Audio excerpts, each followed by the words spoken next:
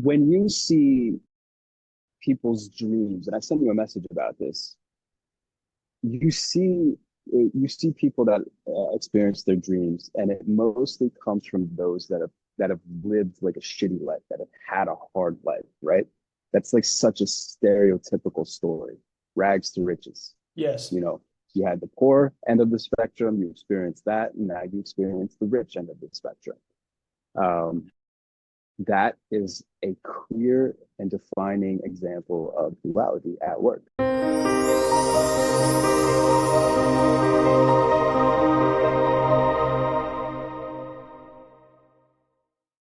Yo, Hey, brother, what's going on? We are back. It took a little bit to get here, and we're not going to drag out this intro, but yeah, just wanted to say happy to be back. happy to be back, man. Let's get to it. Yeah. So today, well, as you know, I am in beautiful Dallas, Texas right now, and I don't know why, but every time I hop on the plane or enter an airport, there is just a massive influx of inspiration, insight, wisdom, or something that pours through me. It's just like a channel just opens. The airport is just a portal for exploration, and it comes alive inside my body, and I fucking love it. Um, so this trip down here, I just had a lot of stuff funneling through my bones.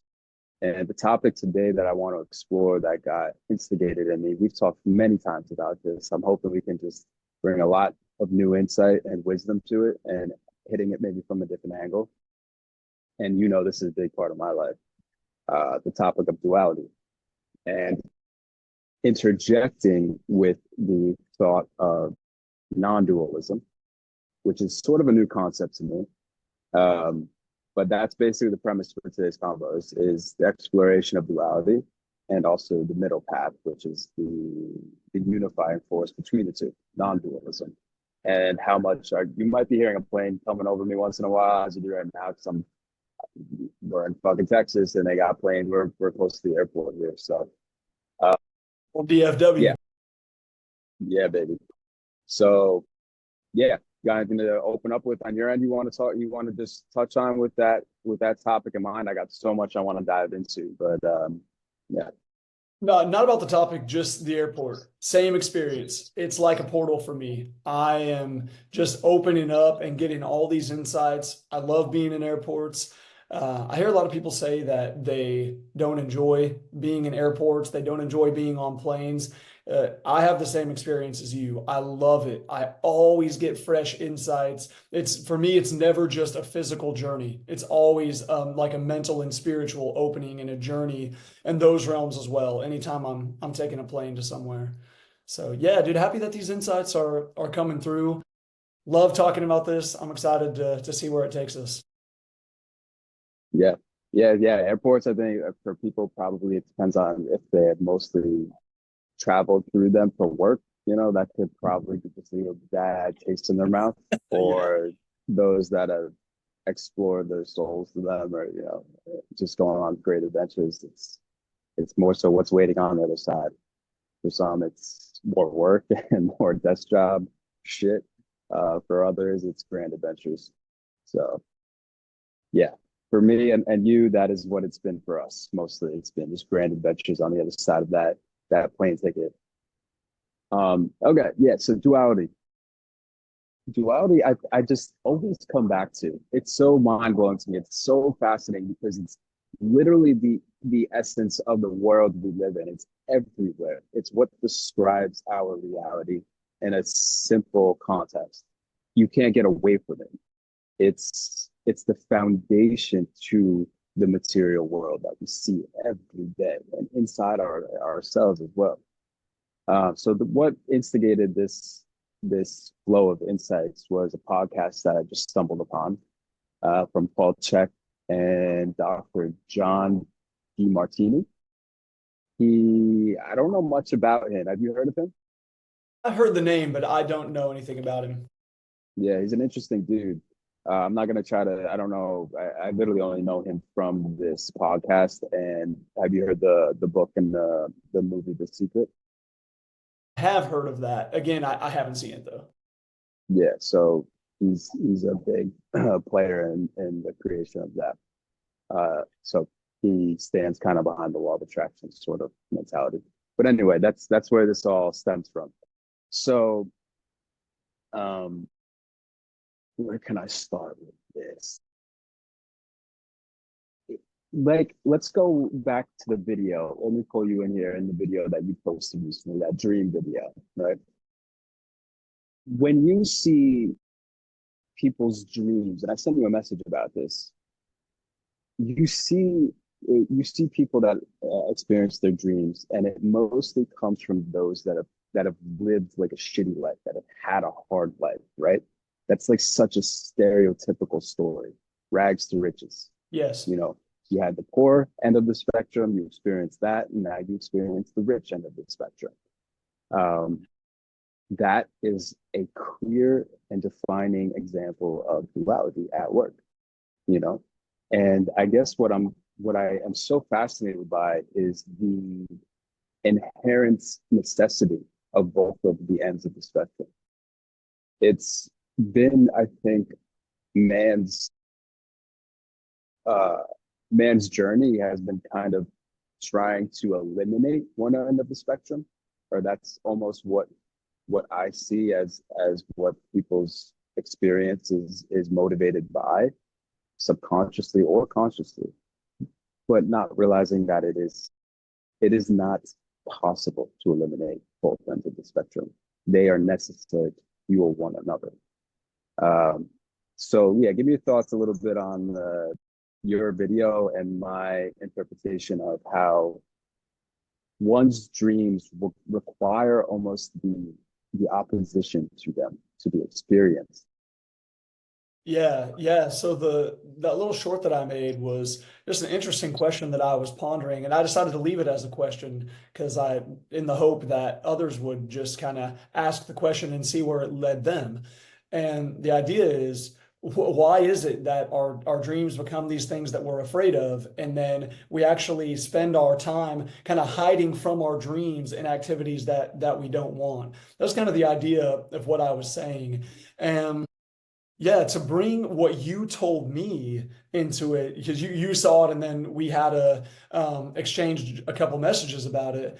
And you said something really interesting that it actually has, you can see it from this perspective of duality, that you sometimes you have to experience the opposite of what you want in order to have your dream. You have to go through kind of the opposite, like the hell, so to speak, to get it. That's kind of what you were bringing up, and we get locked in this place of not wanting to experience both ends. We get locked into this, how to say, like, comfortable middle zone where we're trying to avoid that duality. But when we were avoiding the hell of like doing all that's necessary to achieve our dream, we're actually holding ourselves back from achieving the dream. I think that's kind of how I interpret the message that you sent to me around that. Yeah, yeah. Um, Talking up on me. Anyway, um, the so what I see is like in relation to what you just said, the world that we live in, the society we live in, traps that the average person in the middle ground between the two polarities. So they never really are able to experience nor want to experience that opposition. The mediocrity in life nowadays is so prevalent. It's so easy to get sucked into that trap. And then we become ruled by the shadows of the fear of that opposition that lurks in the corners of our minds, in opposition to our dreams. So um, and then we essentially try to hide in this illusion of that middle ground being like the actual dream, which is what society has tried to make us believe, right? You know, we were talking a little bit about just like how, like where I am right now in Dallas, where there's these apartment complexes and these living spaces that generate a sense of security and like superficial fulfillment that is really just artificially inseminated into our conscious minds and everything to for us to think that it's actually what we want, but it's not at all. It's been predetermined, regurgitated dreams that were not actually like a self choice or soul choice. It's something that came from without and like forced within because of the society in which we live and how it essentially, you know, how they break elephants in like Thailand from their mothers and everything. Tell me You know about it. that system. So in Thailand, like with the elephants that they use for tourism and everything, they're obviously and you know elephants like they're known to have big hearts. They're known. So you got a plan with us. They're known for like actually dying of heartbreak. Very loving and I've heard so that. Yeah. so when they're born, obviously, you know, you can imagine that a mother elephant is not going to want to fucking leave their their child, or the child's not going to leave their mother. Um, so what they do is they put them in these like bamboo, I think they're bamboo cages, and they progressively make them smaller and smaller over time until I don't know exactly how the separation happens between the mother and child, but they put the child in these cages and they make it progressively smaller and smaller over time until it breaks basically the soul of the elephant until it is completely obedient to its master, the one on the outside that has the hook and everything. Wow. But anyway, that's kind of like what's happening in our world, where it's like these these systems are kind of boxing us in, but they're not actually what we want, and they're confining us. But it comes through as the illusion of comfort. Um, yeah, why don't you tap on whatever feels whatever comes through for you? I gotta fix my phone real quick. Throw it off that balcony. Just down there. Yeah, man. That's I think what's missing in like the missing ingredient in there is authenticity. I think that those a lot of those the systems that we build, like in some way they're designed to provide us a lot of to solve problems, to make life more convenient and to yeah, But do you really think they're there to solve problems? Like, is that really the underlying intent? I think it depends on how the individual approaches them. I think that if you don't approach it with awareness that authenticity is needed and awareness of what you're here for and what will lead to fulfillment, then it's going to be really dangerous for you. It's not going to take you to a place you want to go. You know, you can just get lost in the comfort and like you were saying, like believe that this is all there is. And you just kind of get sucked into that world where you forget that there's a whole range of experience outside of it. But I think, yeah, the person who's aware, who is thinking about their larger journey, wanting to experience that duality and wanting to achieve their dreams authentically, really in touch with their experience and feeling what's when we're in touch and we understand what we need to do for fulfillment can be outside of all that this is just a system that other people created and it can be a useful tool to achieve certain things, but it's not the you know, it's not an end in and of itself, then I think that person does tend to like want to leave those systems behind or like experience things outside of them. Not necessarily. I do think it's possible for someone to live within those systems as, just being like in the world but not of the world. Yeah. Yeah, yeah. I do think that's becoming harder and harder.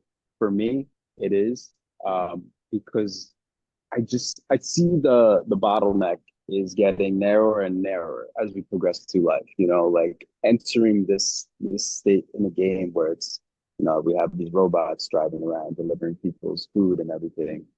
there's a truth, there seems like an inherent truth to it that uh it's not it's kind of coming from the mentality that we that someone that lives in that middle place between the dream and the struggle um thinks that that is going to be into perpetuity, like that is going to exist forever, but not actually realizing that we are going to extend into like the golden age or the dark age sort of spectrum of reality. It doesn't stay in that middle point forever. It leaves that middle point and will go towards one end of the spectrum or the other if the two uh, opposite ends of the spectrum are not unified. So that let's bring into just question for us a little bit is the idea of non-dualism and how we can maybe look at life. Maybe you're already coming from this angle of a non-dual nature, or actually blending the two together and basically like forming the yin yang. So two examples I just wanted to touch on real quick is like maybe there's a higher knowledge from, for instance, let's say the Rockefellers or some of these richer people in the world that most people would say they're doing pretty sinister stuff and they have manipulated humanity. At the same time, they're putting on this facade, or they have in the past, from my knowledge, they've done big philanthropic uh, efforts, right? They have big philanthropy groups. That to me is the acknowledging duality and applying non-dualism. What do you see there? Interesting. Yeah. So I wanna back up just a little bit to duality and then come back into non-dualism. Just talk about I love the angle that you're taking because duality can be seen as like an essential feature of reality. Night and day, light and dark, you have hot and cold, fast and slow. It's like an essential inalienable feature of reality. Like it can be used as a model to explain a lot of things. And what you're doing is you're applying duality to the human experience as well, like to the conscious experience that we're having of life and to the way that humanity navigates through all of this. And then saying that to get to the non-dual is like finding a balance between the two opposite ends of the spectrum. Like in this case with the like the Rockefellers behavior, saying that it's like unifying light and dark, kind of like at least in the sphere of like human action. Like you have these probably dark actions taken from like, they've got the 10,000 foot view. They're at a wealth threshold that nobody else is at. And they've got a network and connections and they're using those for manipulative purposes. But then there's also this like philanthropic side. And you're saying that that's like kind of bringing those together into a sort of like non-dual harmony, or It's like artificially balancing the two. They recognize that the two forces need to be balanced, but it's through essentially manipulation. Like I don't know. I mean, their philanthropic efforts, I think, are still have some sort of sinister. I mean, I don't know where the action one is going, right? But it's being portrayed as this, benevolent sort of action, in my opinion, to balance out the bad that has been done. You know what I mean? But perhaps. yeah, it's more just an inquiry, right? It's more just kind of trying to see that the two ends of the spectrum being understood by someone needing to be experienced and having to balance them out in oneself, in one's life. It's like the master's sort of ultimate path. And yeah, so I'll just throw one more thing out there and let you keep going, is that I think Paul Chek kind of created this way of looking at life, but life starts with one love. Love is like the unifying force of everything. And then reality can only exist within that one love through the separation. So the two forces. the masculine, the feminine, the yin, the yang. And then he breaks it down into two more steps, three and four. There's three choices. You can choose yes, you can choose no, and you can choose to stay still. And four, what's four? Oh, I think it's the four doctors. But I don't want to dive too deep into that. Just focusing on the two sort of points there being that one, love is the unifying force that all life is undertoned by, and then the two forces is where reality actually is able to experience. So in that model, is duality more of like a superficial thing? Like the idea is if we get beyond duality, like if we can perceive beyond it, then we're perceiving a deeper layer that's actually this oneness. Well, yeah, I guess because that's where love is experienced. Like unconditional love is experienced when duality is transcended, I suppose. There is no sense of separation or other. It's yeah.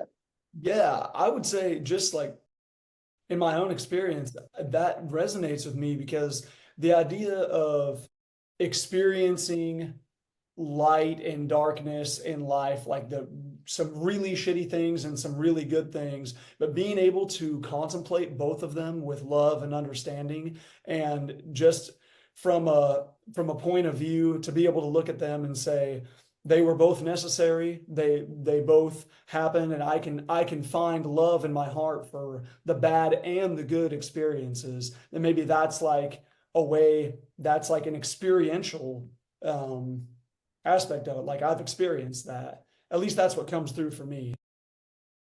Yeah, yeah. It's and it's just there's just a level of fascination here, right? Like when you choose to struggle in life, when you consciously choose to struggle in life, whether that's through physical exertion, through working out, like your body literally gets stronger through struggle. It's the opposing forces. So it's there. I feel like there's just such a golden nugget of wisdom here in being able to truly comprehend the paradox in that if you choose comfort, it tends to actually lead to pain.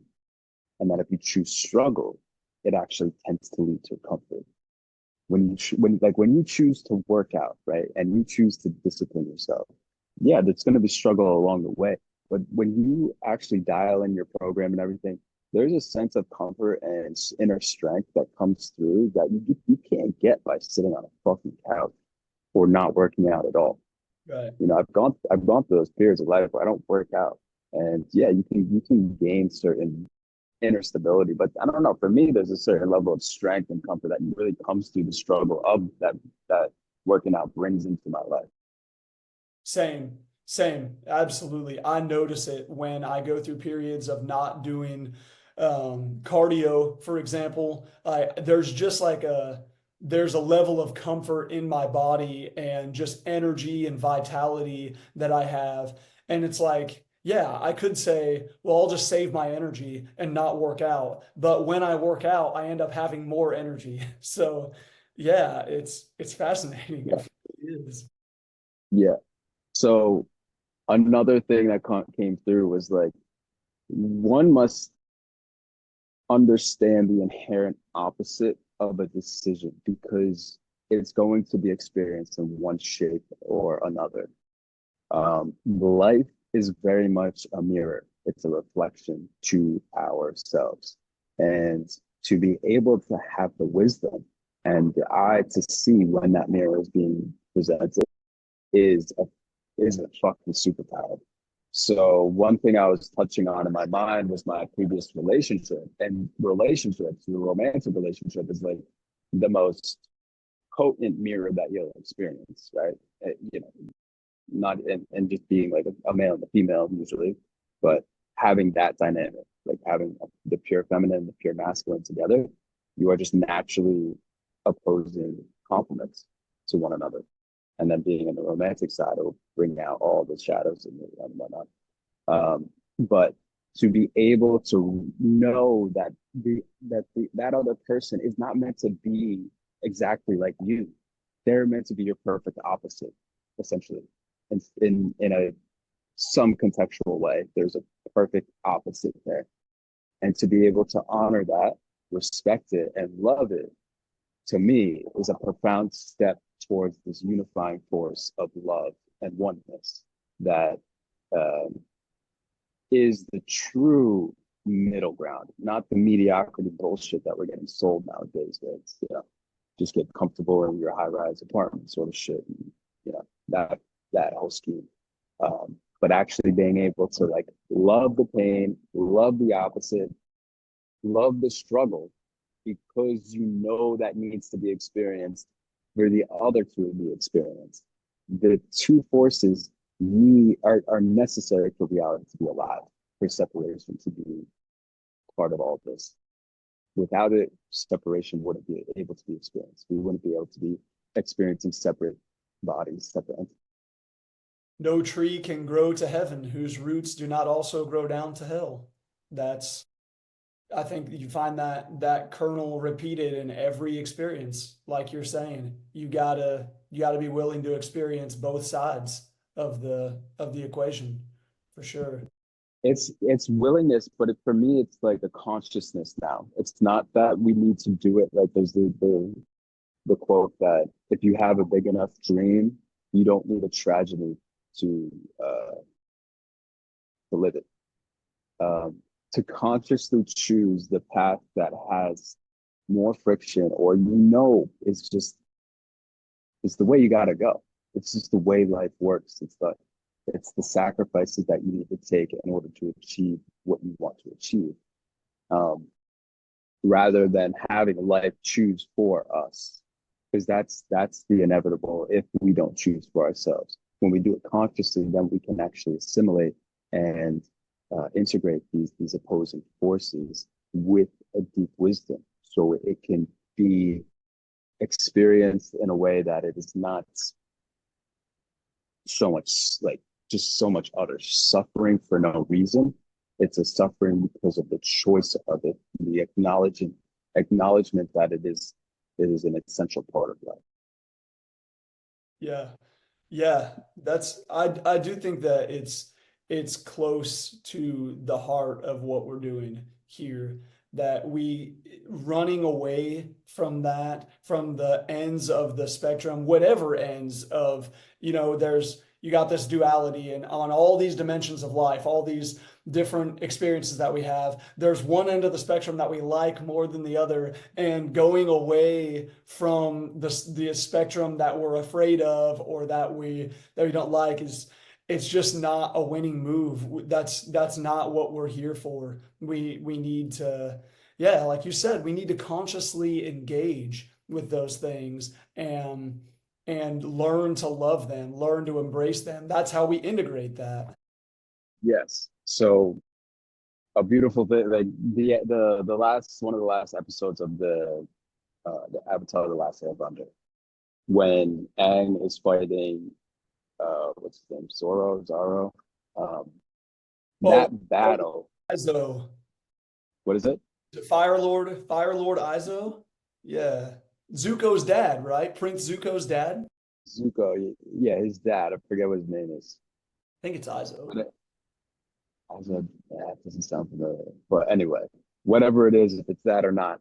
Um, do you remember that fight scene? Yeah, dude, wait. That that fight scene is like the epitome of what I'm kind of trying to get at. So, Right. you know, what's that? Literally, that picture on my wall is that fight scene. Hold It up, is? I'll bring it down because the camera angle is poopy. But Awesome. But if anyone has not seen that fight scene, they should go see it. But essentially, what happens is, they have he's got his blue sort of energy. It's basically like Star Wars when Darth Vader and Luke Skywalker are fighting, and the Fire Lord's got his red energy, and they're going back and forth. The Aang's gonna die or lose, and the Fire Lord's gonna it's just this gnarly battle. And then at the end, Aang actually he takes in the energy from the Fire Lord and basically transmutes it. He takes the energy away from him into himself, transmuting it, it doesn't kill the Fire Lord. It merely takes all his power away from him. So he feels powerless and he's got no more power. But most of these scenes that we see nowadays, it's like the good guy, or the bad guy dies. Usually the bad guy dies at some point. But this is profoundly different because he doesn't die. He basically just takes the energy away from him. And it's that unifying, like sort of love that is, in my eyes, is what is actually trying to say in this end. He's no longer a threat. He's no longer a threat the same way that he was. And then yeah, actually Avatar is a great message for duality and harmony anyway, because you've got the four elements, and the avatar is the only one person who can master all the elements and bring harmony among them. So he is the one who's going around and integrating like everything. He's being the bridge between the different elements, and he's making this harmony. The whole story, yeah, that's like the great climax of an amazing story about integrating those different ends, really. Yeah, and I really haven't seen it anywhere else depicted like that. I think there's such deep wisdom in that show. It's insane. That's why And Avatar that, is so popular. Even if people don't realize why it's so popular, that's definitely why. You gotta oh yeah, check out the new movie because it's good. I do have to check that out. Yeah, yeah. Um, I guess one of the last things I can kind of say here is, because we're trying to keep this short. Um, Life is just it's a dance. It's a harmony between the opposites. It's like essential to evolve from the attachments that we have to like the ideologies that we place as good and bad, and to see them from an angle that doesn't have that attachment or labels of good or bad. They're both feedback loops, and they have equal weight and importance to the whole of reality. They both have their place in this grand experience of life. And at some point, yeah, we all, want to strive for the good in life. That's the essential side we want to be living on, but recognizing like for the people that are really going down the spiritual path and want to understand this on a deeper level, that your goodness can exist only because the opposite is there, that the evil is there. And that is every movie you watch, every story you watch has this climax of some sort of good and evil being experienced. It's what gives life essentially meaning. And you cannot know one without the other. And evil, although it gives us this negative feedback, is no less important than the good at the end of the day when you can really kind of conceptualize what this means. Um, and the unifying force between the two, the love, is like our inevitable future. I'd say it's the inevitable path of the soul. Yeah, I do believe that is a pretty strong telos of the human condition, that we were generally moving in that direction throughout our evolution. We're becoming more aware of the need to experience those things and integrate those things through love. I think that's the highest evolution that we can make in our time here as individuals. And every time one of us is moving higher up that chain of being able to embrace more of our experience with unconditional love, the more we're helping the entire human species to evolve down that path. Yeah, yeah. And another thing I'll add is that when fear is present, walk in that direction. It makes you think that that's not the way to walk, but it very much is. So when you experience the opposite of something, or you experience something that is not favorable in your life, ask yourself what the upside could be to that. So if you fear, let's let's say dancing or something of that nature, you actually have to go dance to not be afraid of it anymore. That's the upside to it. You Yeah, have to go in that direction. exactly. Exactly. And there's a great potential waiting there. There's great things that can happen that you don't know about yet because it's unexplored territory. When you stay in the known, then you really like you have a known ceiling right above you. When you stay with the things that you're comfortable with, then there's just a known ceiling to your experience. If you go in the direction of the things that you're afraid of, then you've got all this unexplored territory and you don't know where the ceiling is. There is no ceiling because you got all this unknown upside just waiting to be unlocked. And it's on the other side of fear. Yeah. And if fear is still present, then love isn't, essentially.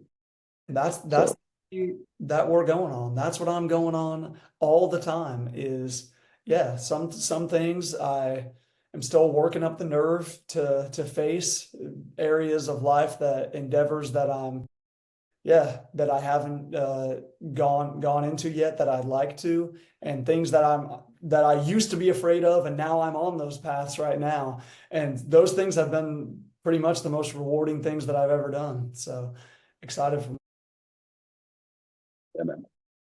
All right. Hope this was of value to anyone, to you.